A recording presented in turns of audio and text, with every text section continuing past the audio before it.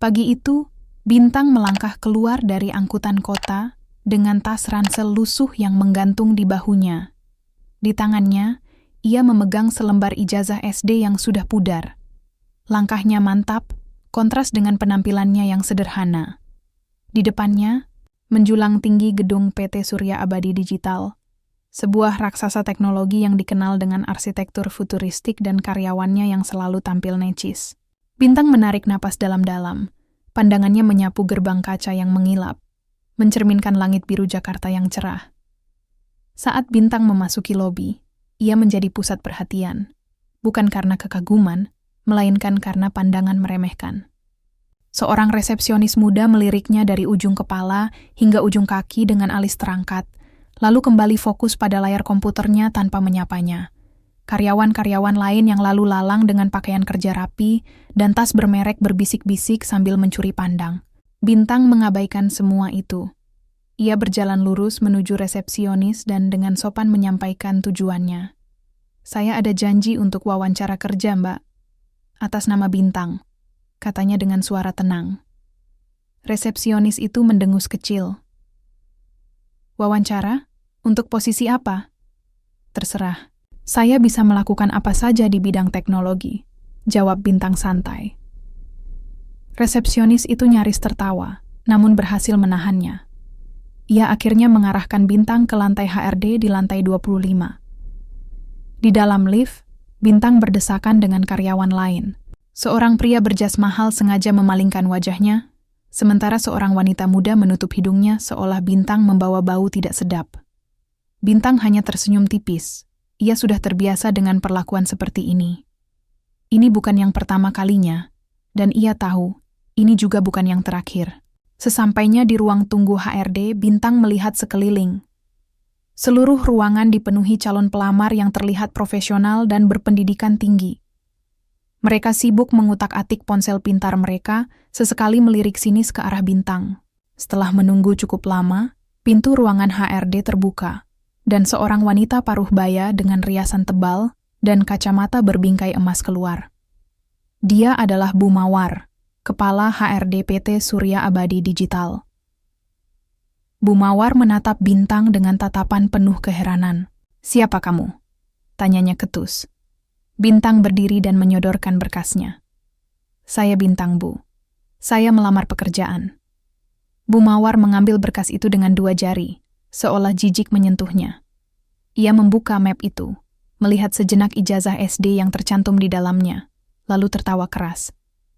Tawa yang menggema di seluruh ruangan, membuat semua pelamar lain ikut tersenyum mengejek. "Kamu serius?" Bu Mawar menatap Bintang dari balik kacamatanya. "Ijazah SD di perusahaan teknologi sebesar ini? Kamu pikir ini apa? Perusahaan kuli angkut?" Bu Mawar membolak-balik berkas itu. Tatapannya tiba-tiba membeku pada nama Bintang. Ia mengerutkan keningnya, mencoba mengingat sesuatu. Wajah Bintang terasa familiar, tapi Bu Mawar tidak bisa menempatkannya. Ada aura aneh yang terpancar dari mata Bintang, seolah ia melihat lebih dalam dari apa yang terlihat. "Kamu buang-buang waktu saya saja."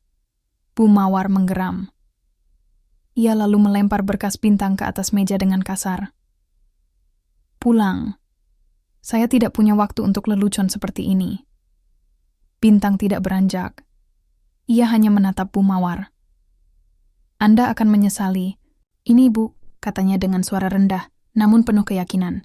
Bu Mawar menghela napas, gesturnya menunjukkan kebosanan. "Sudah sana pergi. Apa kamu tidak dengar?" Bintang mengambil berkasnya dari meja, merapikannya perlahan, dan memasukkannya kembali ke dalam tasnya. Ia menoleh ke arah Bu Mawar sekali lagi. Senyum misterius terlukis di wajahnya. Senyum yang membuat Bu Mawar merinding. "Terima kasih atas waktunya, Bu Mawar. Kita akan bertemu lagi," kata Bintang, lalu melangkah keluar dari ruangan, meninggalkan Bu Mawar yang masih terpaku di tempat. Saat pintu lift tertutup, Bu Mawar mengusap lengannya. Ada sesuatu yang sangat aneh dari pemuda itu.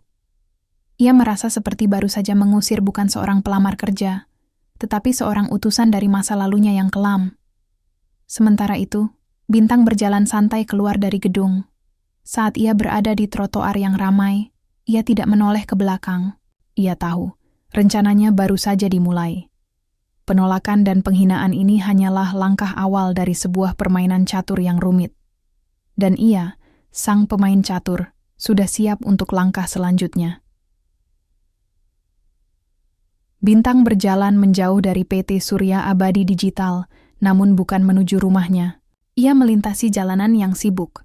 Suara klakson kendaraan seolah menjadi orkestra yang mengiringi langkahnya. Di seberang jalan, ada sebuah kafe kecil yang ramai. Bintang masuk, memesan segelas teh hangat, dan duduk di sudut ruangan. Ia mengeluarkan laptop tua dari ranselnya yang lusuh. Laptop itu tampak usang, dengan stiker-stiker pudar yang menempel di beberapa sudutnya. Namun, di balik penampilannya yang sederhana, perangkat itu adalah sebuah senjata yang jauh lebih kuat dari apapun yang ada di gedung seberang sana. Dari layar laptopnya, Bintang menatap gedung PT Surya Abadi Digital.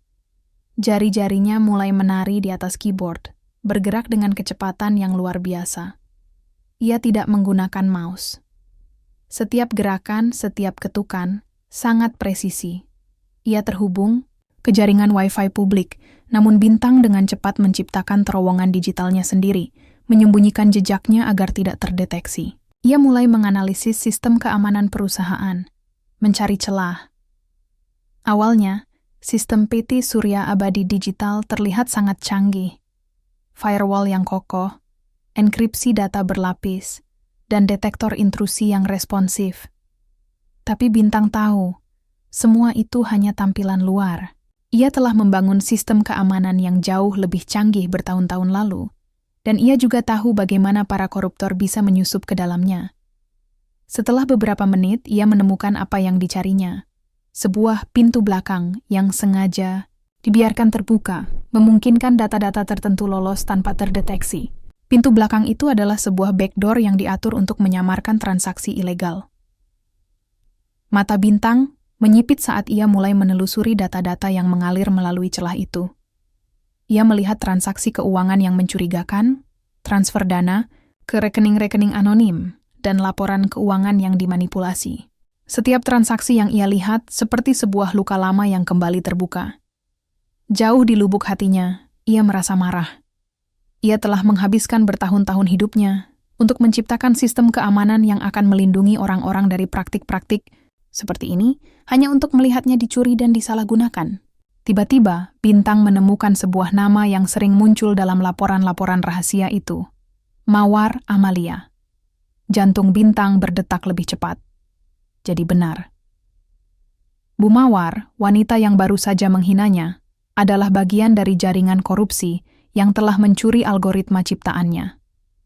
Dia adalah salah satu dalang di balik kehancuran yang pernah ia alami. Kebencian Bintang bukan lagi sekadar amarah atas penghinaan, melainkan sebuah dendam yang dingin dan terencana. Bintang tidak hanya melihat transaksi keuangan, ia juga menemukan log komunikasi internal, email-email yang disembunyikan, dan pesan-pesan yang berisi instruksi-instruksi kotor. Semua bukti itu mengarah pada satu kesimpulan. Korupsi ini sudah mengakar kuat dan melibatkan banyak orang penting di perusahaan.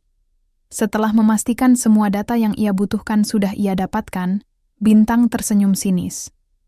Ini bukan tentang menghancurkan, tapi tentang menyingkap. Ia tidak akan membakar gedung itu, melainkan menyalakan lentera di setiap ruangan gelap di dalamnya. Ia mengeluarkan flash drive kecil dari sakunya. Flash drive itu bukan hanya untuk menyimpan data, tetapi juga berisi sebuah algoritma yang ia ciptakan khusus untuk hari ini. Ia tidak akan merusak sistem perusahaan. Karena itu akan terlalu mudah. Ia akan melumpuhkannya dari dalam, mengunci data-data penting, dan yang paling penting, memaksa semua bukti korupsi itu untuk muncul di permukaan, di tempat yang tidak bisa disembunyikan lagi. Bu Mawar telah membuat kesalahan fatal dengan mengusirnya hari ini. Ia telah membangunkan seekor naga yang telah lama tertidur. Bintang menyelesaikan pekerjaannya. Ia memasukkan flash drive itu ke laptopnya, lalu menghubungkannya kembali ke jaringan PT Surya Abadi Digital melalui terowongan yang telah ia buat. Di kafe yang tenang itu, Bintang menekan tombol enter terakhir. Saat itu juga, di dalam gedung PT Surya Abadi Digital, sebuah gejolak digital mulai terjadi. Tidak ada yang menyadarinya pada awalnya, karena serangan ini sangat senyap. Bintang tidak merusak apapun. Ia hanya mengunci semua yang ada. Ia tidak akan melupakan momen ini. Momen di mana ia membalas dendamnya, bukan dengan pukulan, tetapi dengan kode. Bintang menutup laptopnya, menyimpan semua peralatannya, dan beranjak dari kafe. Ia meninggalkan jejak digital yang tidak bisa dihapus di dalam gedung itu. Sebuah jejak yang akan meledak menjadi badai di esok hari. Ia tahu Bu Mawar akan menjadi orang pertama yang merasakan dampaknya, dan ia tidak sabar menantikannya. Pagi berikutnya, PT Surya Abadi Digital seperti disambar petir. Seluruh sistem perusahaan lumpuh total. Komputer-komputer di setiap meja menampilkan pesan yang sama. Data terkunci. Akses dibatasi. Kepanikan mulai merayap dari lantai ke lantai. Tim IT bekerja keras, tetapi mereka seolah menghadapi tembok tak terlihat. Mereka tidak bisa melacak sumber serangan, apalagi memperbaikinya. Ini bukan virus, bukan ransomware. Ini adalah sesuatu yang lebih rumit, lebih canggih, dan lebih mematikan. Di lantai 25, Bu Mawar duduk di ruangannya dengan wajah tegang. Komputer di mejanya juga menampilkan pesan yang sama. Ia memanggil staf IT dengan nada panik, namun tidak ada yang bisa mereka lakukan. Tiba-tiba, layar besar di ruang direksi yang biasanya menampilkan data penjualan dan statistik kinerja menyala. Semua mata tertuju ke sana.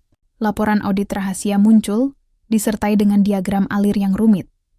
Awalnya, laporan itu tampak seperti laporan keuangan biasa, tetapi kemudian nama-nama mulai muncul.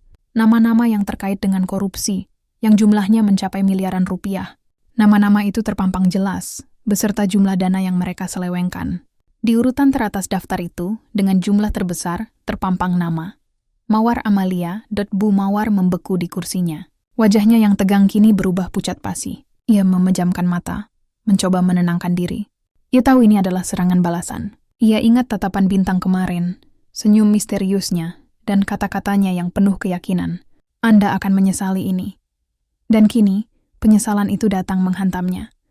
Para direktur dan manajer lainnya mulai panik. Mereka saling berbisik, lalu beberapa di antaranya menunjuk ke arah Bu Mawar.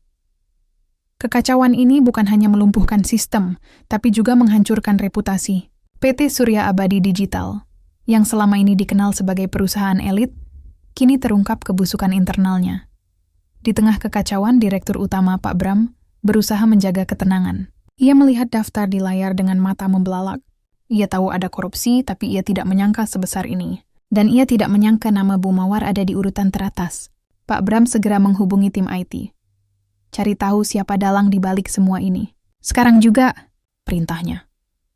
Sesaat kemudian, telepon di meja Pak Bram berdering. Nomornya tidak dikenal. Ia ragu sejenak, lalu mengangkatnya. Halo? Pak Bram, ini saya, Hartawan. Suara di ujung telepon itu tenang dan berwibawa. Itu adalah suara pemilik mayoritas saham perusahaan. Seorang pengusaha misterius yang jarang sekali menunjukkan diri. Pak Bram langsung berdiri tegak. Pak Hartawan? Ada apa, Pak? Saya sudah tahu apa yang terjadi. Jangan lakukan apapun, jawab Pak Hartawan. Saya yang akan mengurusnya. Pak Bram bingung. Tapi Pak, perusahaan lumpuh. Kami butuh memulihkan sistem. Tidak, biarkan saja. Biarkan kekacauan ini terjadi. Itu adalah hal yang perlu terjadi, potong Pak Hartawan. Saya sudah melacak dalangnya. Jantung Pak Bram berdegup kencang. Siapa dia, Pak? Ada jeda sejenak di ujung telepon. Namanya Bintang. Ia datang kemarin ke kantor untuk melamar kerja. Lulusan SD. Pak Bram nyaris menjatuhkan teleponnya. Lulusan SD? Mustahil, Pak. Sistem ini sangat canggih. Tidak ada yang mustahil bagi Bintang. Suara Pak Hartawan terdengar bangga. Dia yang menciptakan algoritma yang dicuri bertahun-tahun lalu. Dia yang membangun sistem keamanan yang seharusnya melindungi perusahaan ini dari orang-orang seperti Mawar. Dan dia datang bukan untuk bekerja, tapi untuk membersihkan perusahaan saya. Pak Bram terdiam. Ia tidak bisa mencerna semua informasi ini. Lulusan SD yang ia anggap remeh, ternyata adalah seorang jenius yang telah melumpuhkan perusahaannya dalam hitungan jam. Dia bukan ancaman, Pak Bram. Dia adalah solusi. Jangan sentuh dia, lanjut Pak Hartawan. Biarkan dia menyelesaikan pekerjaannya. Setelah menutup telepon, Pak Bram menatap layar besar di ruang direksi. Ia melihat nama Bu Mawar yang terpampang di sana, dan ia akhirnya mengerti. Ini bukan serangan. Ini adalah pembalasan yang cerdas. Dan orang yang telah diremehkan itu adalah dalang di balik semuanya. Hari itu bagi Bu Mawar dan kroni-kroninya adalah hari kiamat. Sementara bagi Pak Bram, hari itu adalah awal dari sebuah era baru. Berita tentang lumpuhnya sistem PT Surya Abadi Digital menyebar seperti api di seluruh media nasional. Sorotan tajam mengarah pada Bu Mawar, yang namanya terpampang di laporan audit rahasia. Skandal itu menjadi berita utama di semua portal berita dan media sosial, mengguncang dunia korporat. Di balik layar, Pak Bram mengadakan pertemuan darurat dengan para direktur yang tersisa. Wajah-wajah mereka menunjukkan campuran ketakutan dan kebingungan. Bagaimana ini bisa terjadi? Tanya salah satu direktur. Siapa yang mampu meretas sistem keamanan kita yang seharusnya sangat canggih? Pak Bram menatap mereka satu persatu, lalu menghela napas berat. Kalian tidak akan percaya, katanya. Pelakunya bukan peretas. Dia adalah seorang lulusan SD. Ruangan itu hening. Lalu tawa cemu meledak. Anda pasti bercanda, Pak Bram. Lulusan SD? Jangan mempermainkan kami. Seru direktur lainnya. Itu fakta, jawab Pak Bram dengan suara tegas. Saya baru saja berbicara dengan Pak Hartawan. Orang yang datang melamar kemarin, yang ditolak dan dihina oleh Bu Mawar, adalah dalang di baliknya. Namanya Bintang. Seketika tawa itu lenyap, digantikan oleh keheningan yang mencekam. Tapi, bagaimana bisa? Tanya seorang direktur lain. Pak Hartawan menjelaskan semuanya. Lanjut Pak Bram. Bertahun-tahun lalu, PT Surya Abadi Digital pernah menginvestasikan dana besar untuk sebuah sistem keamanan siber yang sangat canggih. Proyek itu dikembangkan oleh seorang jenius muda. Namun di tengah jalan, proyek itu dibatalkan. Dana proyek dicairkan, dan orang-orang yang terlibat menggelapkan uangnya. Sistem itu dicuri. Saya ingat proyek itu, kata Direktur Keuangan. Tapi kami diberitahu bahwa proyek itu gagal dan pengembangnya menghilang. Itu adalah kebohongan yang disebarkan oleh para koruptor, jawab Pak Bram. Para penjahat itu tidak. Lain adalah Bu Mawar dan kroni-kroninya. Dan sang jenius muda itu adalah Bintang. Terkejut dan tidak percaya, para direktur menatap Pak Bram. Plot twist ini terlalu gila untuk menjadi kenyataan. Bintang tidak datang untuk melamar kerja. Dia datang untuk sebuah misi yang jauh lebih besar dan terorganisir.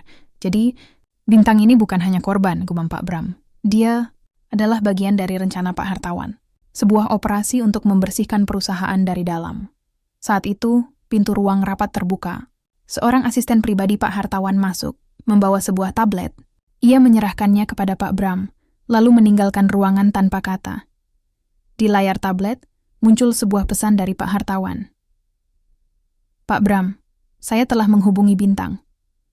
Yusejint Kemala. Bukan sebagai karyawan, melainkan sebagai mitra. Bintang akan menjabat sebagai direktur teknologi, memimpin restrukturisasi perusahaan. Persiapkan segalanya untuk penyambutan. Perusahaan ini akan memulai babak baru. Pak Bram membaca pesan itu dengan mata berbinar. Ini bukan hanya pembersihan, ini adalah revolusi. Revolusi yang dipimpin oleh seorang jenius yang telah diremehkan dan diusir. Dia melihat daftar di layar besar yang masih menyala. Nama Bu Mawar masih terpampang di sana. Menjadi simbol dari era lama yang kini akan digantikan. Hari itu, Pak Bram memerintahkan timnya untuk segera mengirimkan pengumuman resmi ke seluruh karyawan. PT Surya Abadi Digital akan menjalani restrukturisasi besar-besaran. Pintu akan terbuka bagi semua orang, tanpa memandang gelar atau penampilan. Filosofi perusahaan akan berubah total. Bintang tidak hanya melumpuhkan sistem, ia telah menghancurkan fondasi korupsi yang rapuh dan busuk, dan kini ia akan membangun kembali semuanya dari awal. Penampilan sederhana, ijazah SD, dan tas ransel lusuhnya, semua itu hanyalah topeng dari seorang pria yang datang untuk menegakkan keadilan. Dan sekarang dia akan memimpin revolusi itu dari dalam. Sepekan setelah badai digital melanda, Bintang kembali ke gedung PT Surya Abadi Digital. Kali ini, ia tidak datang dengan pakaian lusuh dan ijazah SD. Ia mengenakan kemeja rapi, tetapi masih dengan gaya yang sederhana dan tidak berlebihan. Begitu ia melangkah masuk, lobi yang dulu mencemoohnya kini hening. Para karyawan yang berpapasan menundukkan kepala, penuh hormat, bahkan ada yang terlihat malu. Mereka semua sudah tahu siapa dia. Pak Bram, sang direktur utama, menyambut Bintang di pintu lift dengan senyum lebar. Selamat datang kembali, Bintang. Atau harusnya saya panggil Pak Bintang sekarang? Bintang membalas senyum itu. Bintang saja, Pak. Nama itu lebih berarti dari gelar apapun. Mereka naik lift menuju lantai direksi, tempat yang dulu terasa tidak terjangkau bagi Bintang. Namun, sekarang, tempat itu adalah wilayah kekuasaannya. Di ruang rapat ia langsung memulai pekerjaan. Keputusannya cepat dan tegas. Ia memecat semua karyawan yang namanya tertera dalam laporan audit korupsi. Bu Mawar, yang terbukti bersalah, sudah lebih dulu mengundurkan diri dan menghilang dari pandangan publik.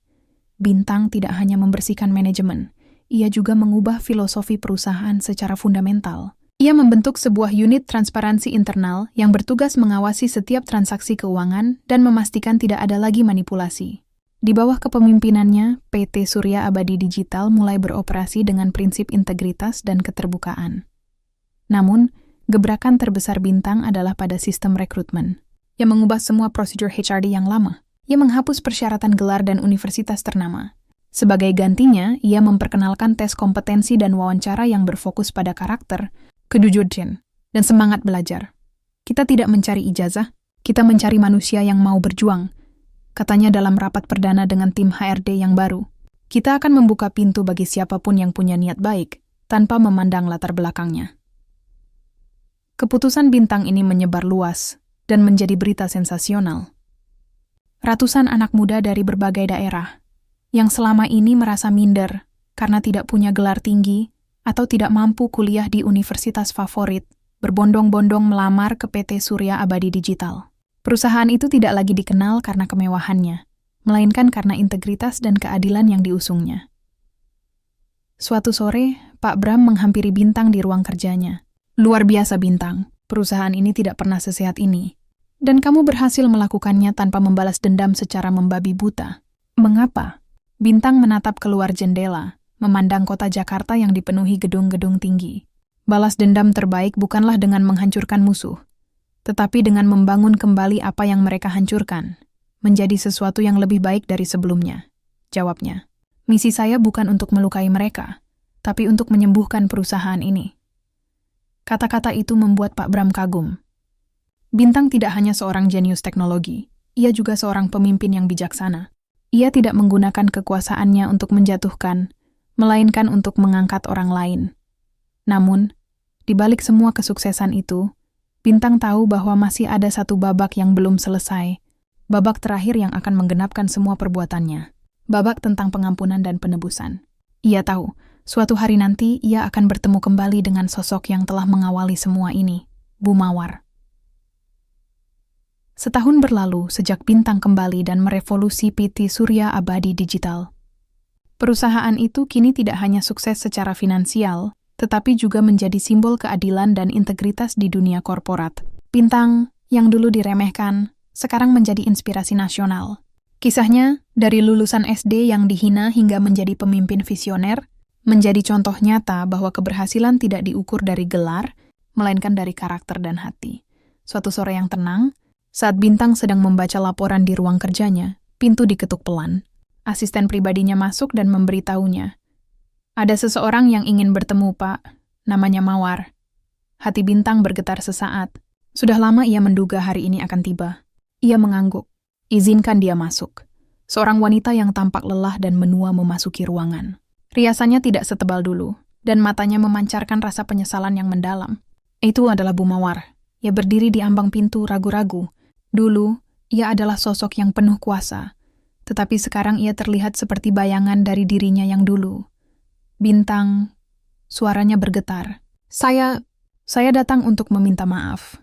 Bintang berdiri dan mempersilakan Bu Mawar duduk. Silakan, Bu Mawar. Bu Mawar duduk dengan canggung, menunduk. Saya tidak tahu harus mulai dari mana.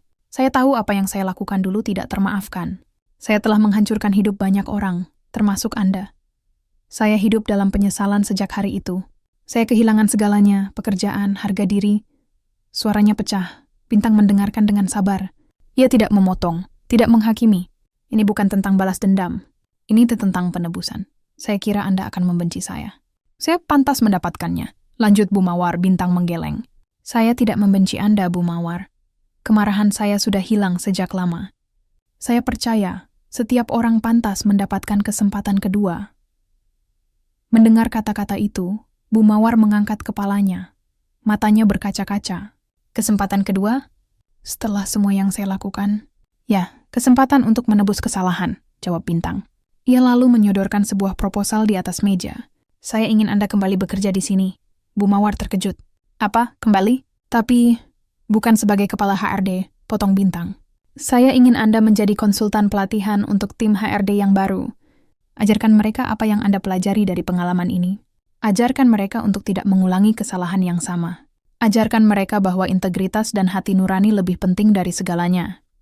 Bu Mawar menatap Bintang, tidak percaya. Mengapa pria ini begitu pemaaf? Mengapa ia tidak membalas dendam? Ia telah menghancurkan hidupnya sendiri, tetapi Bintang justru memberinya jalan keluar. Ini bukan pekerjaan mudah, Bu Mawar, kata Bintang. Anda harus menghadapi masa lalu Anda setiap hari, dan Anda harus mengajarkan orang lain untuk menjadi lebih baik dari Anda. Tapi, ini adalah cara untuk menebus kesalahan Anda. Anda bisa mengubah cerita Anda sendiri. Bu Mawar tidak bisa berkata-kata. Ia hanya bisa mengangguk, air mata mengalir di pipinya. Ia akhirnya menemukan kedamaian, bukan dari membalas dendam, tetapi dari pengampunan. Pada akhirnya, Bintang tidak hanya merevolusi perusahaan, tetapi juga mengubah kehidupan seseorang. Ia menunjukkan bahwa kekuatan sejati bukan hanya pada kecerdasan dan kemampuan, tetapi juga pada kebaikan hati. PT Surya Abadi Digital, yang dulunya adalah sarang korupsi, kini menjadi tempat di mana harapan baru tumbuh. Dan Bintang, sang silent hacker, membangun warisannya bukan dengan kode, tetapi dengan ketulusan dan keadilan.